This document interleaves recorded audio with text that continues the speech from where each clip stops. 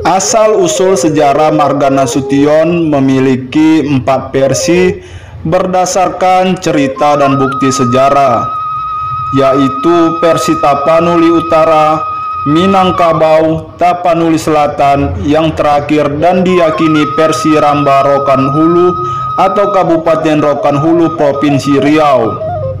Versi Ramba Rokan Hulu diyakini oleh Marga Nasution yang berada di Ramba dan Kaiti, Kabupaten Rokan Hulu, Riau, sebagai versi yang benar dan bisa dipertanggungjawabkan. Karena selain memiliki alur kisah yang runtuh dari awal hingga akhir peristiwa, juga didukung dengan bukti otentik, seperti adanya makam dari masing-masing tokoh yang dikisahkan. Di antaranya adalah 3 makam Raja Godang sebagai bukti otentik sejarah. Dalam sejarah versi Tarombo, silsilah garis keturunan yang dimiliki Wakil Gubernur Riau Edi Aprijal-Natar Nasution diceritakannya kepada gorio.com bahwa Si Baroar, seorang anak yang terkenal dengan kesaktiannya, merupakan buah perkawinan antara Sultan Iskandar Muda Pitala, guru yang bergelar Sultan Penyalinan, dengan Suri Andung Jati yang bergelar Sultan Perempuan. Sultan Iskandar Muda merupakan keturunan dari Sultan Mahmud Shah dari Kerajaan Irak. Sultan Mahmud Shah sendiri merupakan keturunan dari Sultan Harunur Rasyid dari Kerajaan Baghdad, Irak, Jaziran Arab. Sementara ibu Si Baroar yang bernama Suri Andung Jati bergelar Sultan Perempuan merupakan keturunan dari Sultan Sinomba Sinoru yang berasal dari Kerajaan Kayangan Lumbanjulu, Indonesia. Dalam Tarombo diceritakan Edi Nasution bagaimana kisah pertemuan antara Sultan Iskandar Muda Pitala atau Sultan Penyalinan dengan Suri Andung Jati atau Sultan Perempuan. Ayah dan ibu Si Baroar ini terjadi di Tapian Nauli, Dolok Martimbang, Danau Toba, Sumatera Utara. Dalam sejarah versi Tarombo yang ada pada Edi Nasution, Sultan Iskandar Muda pada masa itu telah berumur lebih dari 30 tahun, namun belum juga mau menikah. Hal ini menyebabkan ayahnya marah, lalu dimasukkanlah Sultan Iskandar Muda ini ke dalam penjara dengan maksud untuk memberi pelajaran agar Sultan Iskandar Muda sebagai seorang putra raja yang nantinya akan meneruskan tahta kerajaan mau menikahi seorang gadis pilihan raja. Ketika dalam penjara, di suatu malam Sultan Iskandar Muda bermimpi bertemu dengan seorang putri yang sangat cantik, dan mimpi itu begitu nyata seakan benar-benar terjadi. Dalam mimpi itu, dia melihat ada seorang wanita cantik sedang mandi di sebuah danau atau Danau Toba yang indah, dan terjadilah pertemuan di antara mereka di pinggir danau yang indah itu. Sebelum mereka berpisah, si wanita sempat memberi sehelai rambutnya sebagai kenangan agar suatu saat nanti mereka bisa bertemu kembali di danau tersebut. Rupanya si wanita ini adalah seorang putri yang berasal dari Kerajaan Kayangan. Dikatakan Edi Nasution seperti yang tertulis dalam Tarombo, putri ini memiliki kebiasaan sekali dalam seminggu selalu turun ke pinggir danau untuk melakukan mandi bunga. Karena kuatnya pengaruh pertemuan dalam mimpi itu, Sultan Iskandar Muda minta waktu untuk berjumpa dengan ayahnya, lalu menceritakan semua yang dialaminya dalam mimpi itu, sekaligus memohon agar ia diberikan izin untuk mencari si wanita yang ada di dalam mimpinya itu. Akhirnya ayahnya mengizinkan Sultan Iskandar Muda mencari putri yang ditemuinya itu di dalam mimpi. Singkat cerita, setelah melalui perjalanan panjang dari Irak Baghdad dengan mengikuti kapal para pedagang Arab, sampailah Sultan Iskandar Muda ke tempat yang dituju. Dari pertemuan itulah akhirnya mereka menikah. Anak pertama mereka lahir dan diberi nama Singamangaraja. Setelah Singamangaraja berumur sekitar 3 tahun, Suri Andung Jati ini pun hamil lagi anak yang kedua dan diberi nama Si Barowar. Kelak setelah dewasa, Si Barowar ini menjadi raja di kerajaan Mandailing, Padang Garugur, dan bergelar Sultan Sinomba Sinoru. Seiring berjalannya waktu, Si Barowar tidak sempat mengenal ayahnya, karena dalam Tarombo itu diceritakan bahwa sebelum Si Barowar lahir, ayahnya yang tidak lain adalah Sultan Iskandar Muda menghilang saat terjadi perkelahian antara dirinya dengan seorang raja bernama Si Raja Abu. Hilangnya Sultan Iskandar Muda disebabkan karena perkelahian saat adu ayam dengan milik Raja Abu dalam arena adu ayam. Dalam perkelahian itu, si Raja Abu kewalahan menghadapi Sultan Iskandar Muda yang memiliki ilmu dan kemampuan bisa menghilang dari pandangan. Karena kesaktian Sultan Iskandar Muda yang bisa menghilang inilah dia diberi gelar Sultan Penyalinan. Sejak menghilang, dia tidak pernah lagi kembali bertemu istrinya yang sedang mengandung Si Barowar hingga lahir. Setelah dewasa, Si Barowar diangkat menjadi raja di negeri Padang Garugur dan memimpin selama kurang lebih 32 tahun. Si Barowar ini meninggal secara mendadak dalam usia antara 61 sampai 62 tahun. Dalam Tarombo, versi Ramba dijelaskan secara gamblang bahwa semasa hidupnya Si Barowar ini memiliki 7 orang anak yang terdiri dari 6 orang laki-laki dan 1 perempuan. Anak pertama bernama Sultan Iskandar atau mengambil nama dari opungnya yang bernama Iskandar Muda dan menjadi raja di Huta Siantar. Anak kedua seorang wanita satu-satunya bernama Suri Lindung Bulan dan menjadi permaisuri Raja Tambusa, yaitu Tuanku Saha Alam. Anak ketiga bernama Sultan Kantimbang di langit menjadi raja di Huta Pertiwi. Anak keempat bernama Sultan Batara Guru dan menjadi raja di Huta Puli Tambangan. Anak kelima bernama Sultan di atas langit dan menjadi raja di Huta Gunung Baringin. Anak keenam bernama Sultan Tua Raja Solut dan menjadi raja di Batang Samo. Anak ketujuh yang paling kecil bernama Namora Gompar Sultan Sinomba Sinoru dan menjadi raja di Sungai Garingging.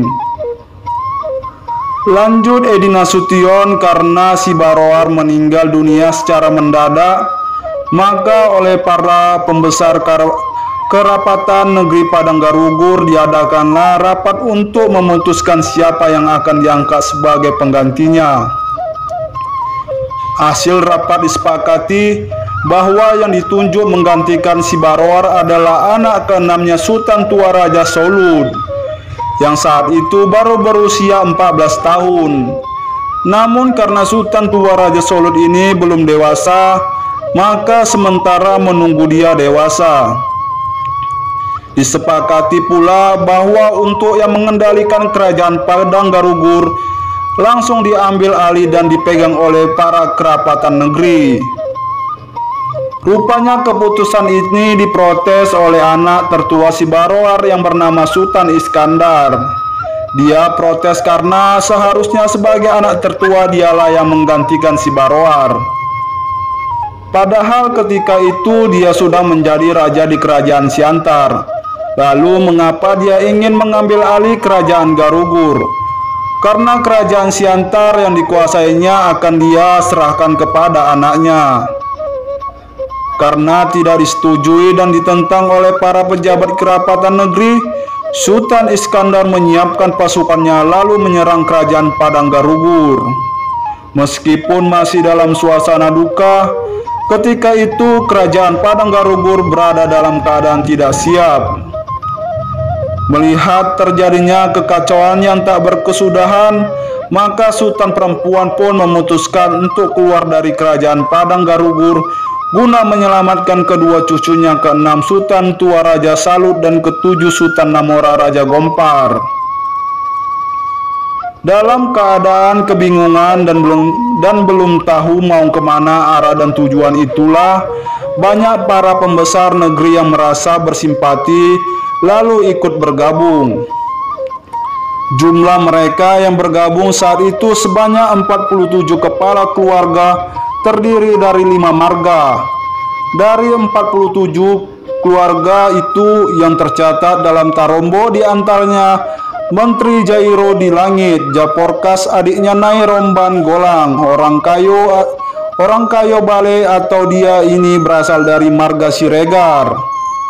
Bendahara dari marga Daulay, Jabomi dari marga Hasibuan, penghulu besar berasal dari marga Lubis, Bentarolelo dari marga Najaingon, ungkap Edi. Setelah mendapatkan berbagai saran dan masukan dari para pembesar negeri yang ikut dalam rombongan itu, maka mereka mensepakati untuk bergerak menuju ke tempat cucunya yang perempuan, yaitu Permaisuri Raja Tambusa yang ketika itu dijabat oleh Tuanku Shah Alam. Usai menempuh perjalanan yang cukup panjang dengan berbagai pengalaman yang ditemui, sebenarnya sangat banyak kisah yang tertuang dalam Tarombo yang menceritakan suka duka rombongan sultan perempuan selama perjalanan tersebut, namun tidak diceritakan di sini. Kemudian tibalah mereka di perbatasan wilayah kerajaan Tambusai, dan diutuslah beberapa caraka untuk menemui Raja Tambusai sambil meminta suaka politik atau perlindungan. Lalu oleh Raja Tambusai, rombongan ini disetujui untuk bisa tinggal di daerah pinggiran, yaitu daerah Pisangkolod.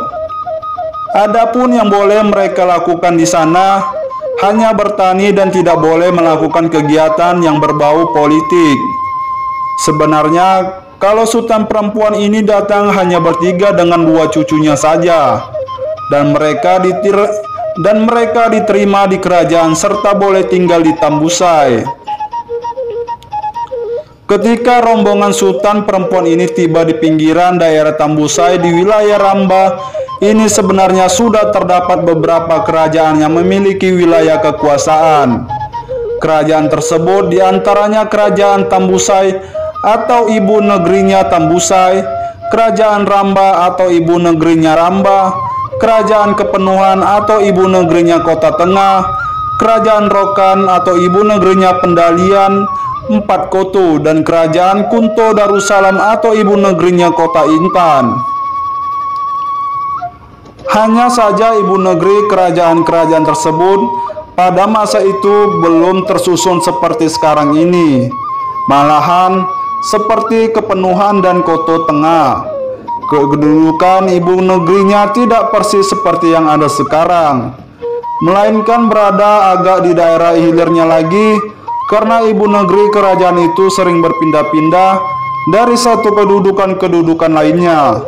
Rombongan sultan perempuan yang menetap di Pisangkolod selama kurang lebih 32 tahun, yaitu mulai sekitar tahun 1418 sampai 1450 Masehi. Dan selama itu pula para pengikutnya tetap setia kepada sultan perempuan. Sultan perempuan yang mulai resah karena selama kurang lebih 32 tahun kedua cucu yang dibawanya termasuk rombongan yang mengikuti belum memiliki daerah kekuasaan sendiri. Ditambah lagi sultan perempuan merasa usianya sudah semakin tua. Di dalam kebingungan itulah rupanya Allah Subhanahu wa Ta'ala mentakdirkan Raja Ramba meninggal dunia secara mendadak.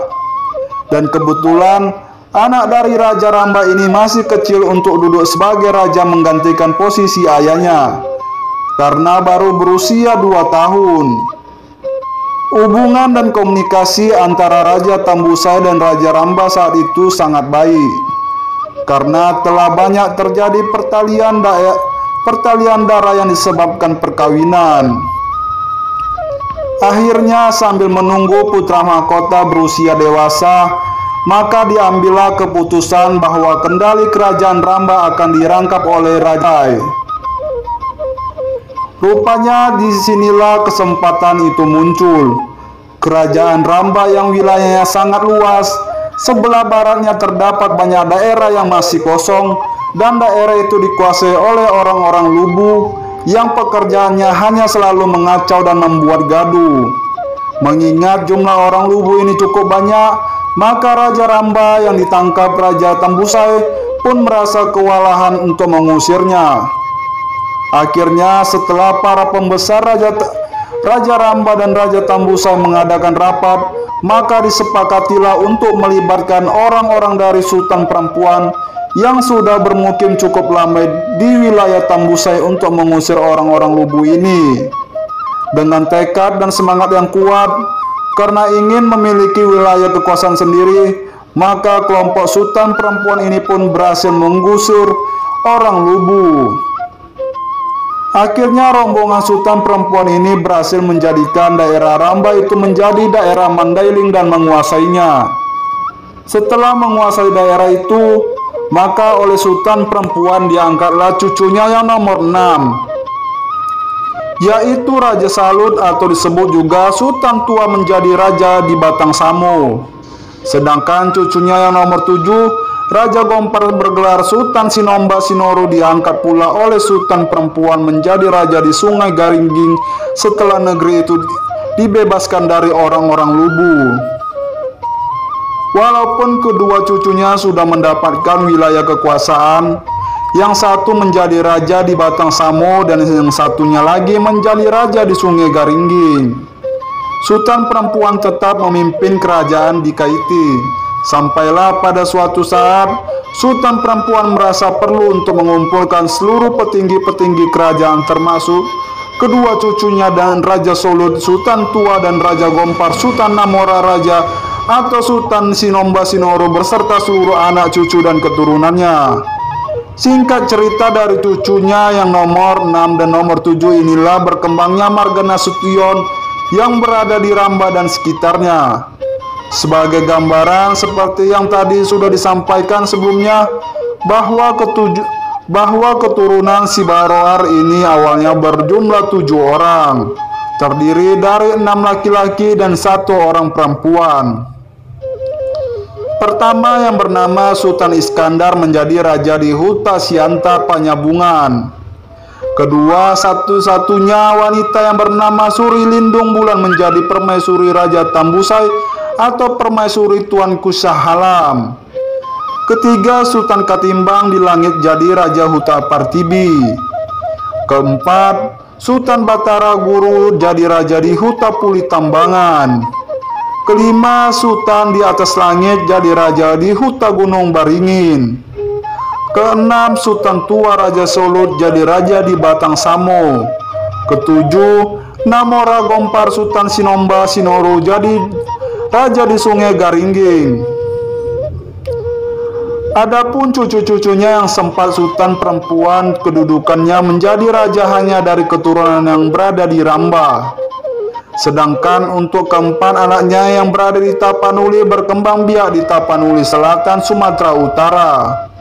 Sementara untuk para cucu yang berkembang di Ramba diantaranya Sultan Nalobi atau raja di Huta Rimboru, Sultan Kumala Bulan atau Raja Manaming, Sultan Manggamar atau Raja di Batang Samo, Tangun atau Raja di Tangun, Sipainan atau Raja di Sungai Pinang, Bongsu atau Raja di Sigatal, Tua Sultan Kumala Gunung Jati atau Raja di Kaiti, dan Raja Dewa hanya diberi tugas jaga rumah adat dan menjaga barang-barang pusaka di Kaiti, karena yang satu ini agak kurang cerdas dan memiliki kekurangan, makanya tidak diberi kekuasaan.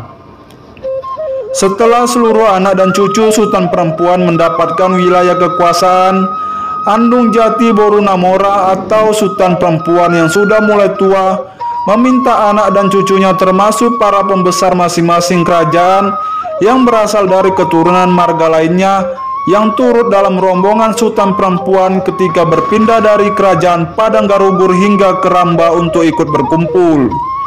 2 minggu lamanya, barulah semuanya bisa berkumpul dan lokasi tempat berkumpul berada di Kaiti.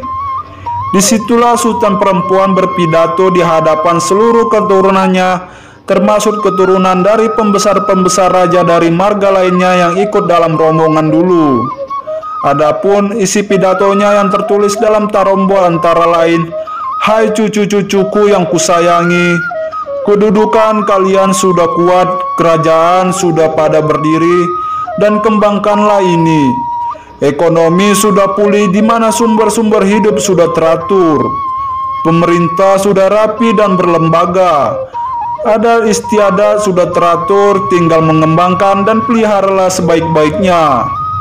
Lembaga adat Napituhuta sudah tersusun, budaya terjaga dengan baik dan berkembang sebaik-baiknya. Lestarikanlah pertuturan, artinya hormati yang tua dan sayangi yang muda. Peliharalah persatuan yang kokoh. Tanpa persatuan, betapa kalian bisa dengan mudah dihalangi oleh musuh-musuh yang iri hati pada kalian." Induk-induk suku telah menggariskan kebijaksanaan pemerintah mengatur kemaslahatan rakyatnya. Persatuan telah dipelihara dan sumber kekayaan cukup banyak. Jangan merusak dan jangan berselisih. Kalian semua anak cucu-cucuku sudah hadir di sini, dan persaksikanlah bahwa saya menganggap tugas dan kewajiban saya sudah akan berakhir. Maka sekarang dengarkan baik-baik.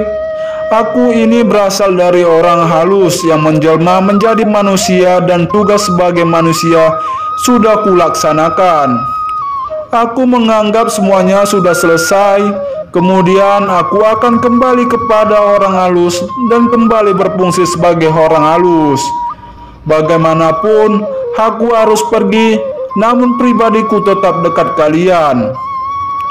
Lalu tanpa ada seorang pun yang tahu kemana perginya, tiba-tiba sultan perempuan pun menghilang dari pandangannya, dan di tempat itulah kini ada semacam kuburannya. Ini yang tertulis dalam tarombo yang diceritakan Edi Nasution bagi seluruh marga Nasution yang sangat dibanggakannya. Itulah versi Nasution Ramba yang bisa disampaikan. Kalaupun ada di antara kita yang tidak meyakini versi ini, tentu bukanlah masalah, karena ini hanya berdasarkan fakta sejarah yang kebetulan tercatat secara gamblang dalam sebuah tarombo yang hingga hari ini masih dipegang Edi Nasution dan tersimpan dengan baik. Tarombo ini aslinya tercatat dalam tulisan Batak, namun sekitar tahun 1935. Setelah sempat dialih bahasakan dari tulisan berbahasa Batak ke bahasa Indonesia oleh Pak Tuo kami, yaitu Pak Tuo Amin Nasution bersama ayahnya. Setelah itu musibah pun datang di antara tahun 1942 sampai 1945. Jepang membuat kebijakan semua buku-buku yang berbau agama agar dibakar dan dimusnahkan. Kalau ketahuan ada yang masih menyimpan, maka akan mendapat hukuman yang seberat-beratnya. Dikarenakan rasa takut yang begitu mencekam pada waktu itu, ayah dari Pak Tuo Amin ini tidak sempat lagi memilah-milah buku mana saja yang termasuk dalam kategori yang dilarang oleh Jepang. Sampailah akhirnya tarombo yang ditulis dalam tulisan Batak itu pun ikut terbakar. Akhirnya versi manapun yang paling benar hanya Allah Subhanahu wa Ta'ala yang lebih tahu segalanya. Selanjutnya dalam kesempatan yang baik ini, saya mengajak mari kita tinggalkan segala perbedaan, kita satukan persamaan, dan kita rawujud persaudaraan di dalam keluarga besar Nasution ini. Biarpun saya tak pandai berbahasa Mandailing, tapi saya sangat bangga menyandang marga Nasution. Dan kebanggaan ini tentu juga menjadi kebanggaan ayah saya almarhum Haji Ahmad Natar Nasution. Saya selalu berdoa semoga beliau, orang tua kami yang telah sangat berjasa dalam perjalanan panjang menjaga nama besar marga Nasution ini, selalu berada dalam keridhaan Allah Subhanahu wa Ta'ala, dan Allah Subhanahu wa Ta'ala ampuni segala dosa-dosanya. Saya mohon maaf atas segala kekurangannya, ungkap Edi Nasution.